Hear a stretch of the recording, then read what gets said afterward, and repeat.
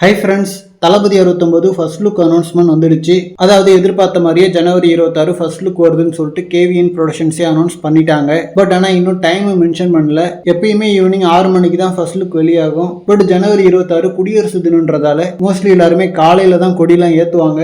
So அதனால தளபதி 69 first look பார்த்தீங்கன்னா காலையில் 10 மணிக்கோ 11 மணிக்கோ வர்றதுக்கான பாசிபிலிட்டியும் இருக்கு. அண்ட் மோஸ்ட்லி டைமிங்கை நாளைக்கு அனௌன்ஸ் பண்ணுவாங்கன்னு நினைக்கிறேன். அண்ட் ஃபர்ஸ்ட் லுக் ஜஸ்ட் போஸ்டராக வரப்போதா இல்லை மோஷன் போஸ்டர் அந்த மாதிரி ஏதாவது வீடியோ வரப்போதான்னு வர பார்க்கணும். அண்ட் குடியரசு தினம் அன்னைக்கு ஃபர்ஸ்ட் லுக் வர்றதால கண்டிப்பா ஆர்மி கனெக்ட் இருக்கும்னு சொல்லிட்டு ஒரு எதிர்பார்ப்பு இருக்கு. ஏன்னா ஃபர்ஸ்ட் லுக் ரிலீஸ் பண்றதுக்கு பெஸ்ட் டேட்னா நியூ இயர் ஆர் பொங்கல் தான். பட் ஒரு ஆர்மி கனெக்ட் உள்ள படமா இருந்தா மட்டும் ஜனவரி 26 தான் பெஸ்ட் டேட்டா இருக்கும். அண்ட் படம் வேற அக்டோபர்ல இருந்து 2026 பொங்கலுக்கு போஸ்ட்பாண்ட் ஆயிடுச்சுன்னு சொல்லிட்டு நியூஸ் வருது.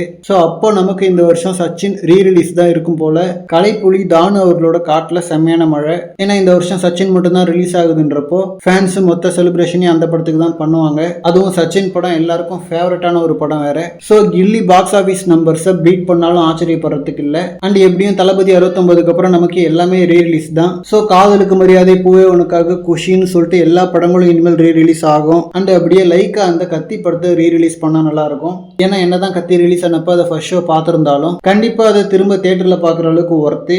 ஓகே ஃப்ரெண்ட்ஸ், தளபதி 69 டைட்டில் என்னவா இருக்க போகுதுன்னு சொல்லிட்டு வெயிட் பண்ணி பார்க்கலாம். அண்ட் இந்த மாதிரி தளபதி பத்தின ஹாட்டான அப்டேட்ஸ்க்கு நம்ம விஜய் ஃபோர்ட் சேனலை சப்ஸ்கிரைப் பண்ணுங்க. தேங்க்யூ.